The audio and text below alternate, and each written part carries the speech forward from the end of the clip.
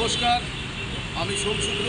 আপনাদেরকে news on time, যারা news on time দেখেন তারা হয়তো আমাকে দেখেই থাকবেন, নতুন করে পরিচয় দেওয়ার কিছু নেই।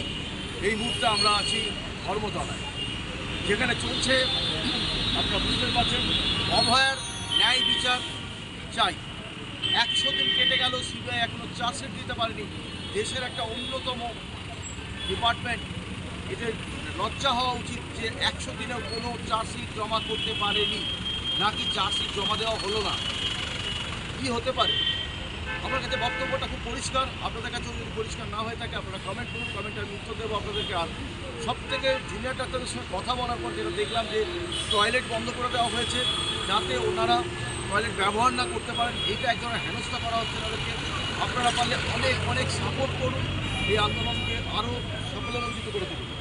আরও একটি কথা বলি, জুনিয়র ডাক্তাররা সবসময়ের জন্য বলছেন যেটা যে সিবিআইয়ের প্রতি ওদের একটা ধারণা ভুল হয়ে যাচ্ছে, যে সিবিআইয়ের প্রতি আমরা এত আস্থা রেখেছি যে 100 দিন কেটে গেল তাও এর ন্যায় বিচার আমরা পেলাম না। সেই কারণেই আমরা বলছি যে দেশের যে প্রশাসন, তাদের লজ্জা হওয়া উচিত।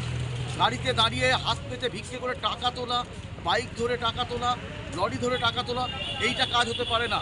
কাজ যদি হয় এই ধরনের কাজ করে হিরো হতে হবে।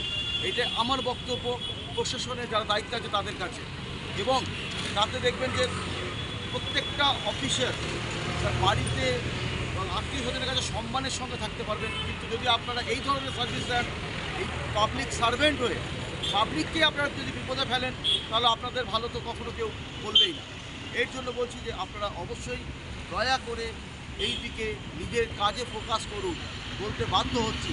আর টয়লেটটা যদি খুলে দেওয়া হয় ওনাদের জন্য খুবই ভালো হয়, কারণ রাত্রি 9টা বাজলে টয়লেট বন্ধ ধর্মতলা চত্বরে, এইটা হতে পারে না। যাই হোক, বেশি কথা কিছু বলবো না। এখানে রাজনৈতিক কোনো দল নেই। এনারা বারবার একটাই কথা বলছেন যে আমরা কোনো রাজনৈতিক দল নই, আমরা কোনো রাজনৈতিক দলের সাপোর্টে নেব না। আমরা সাধারণ মানুষ হিসাবে আমরা এই আন্দোলনটা চালাতে চাইছি, একজন জুনিয়র ডক্টর হিসাবে এই আন্দোলনটা করতে চাইছি। যাই হোক, আপনারা সঙ্গে থাকুন, দেখতে থাকুন নিউজ অন টাইম। আমি সোমশুক্র।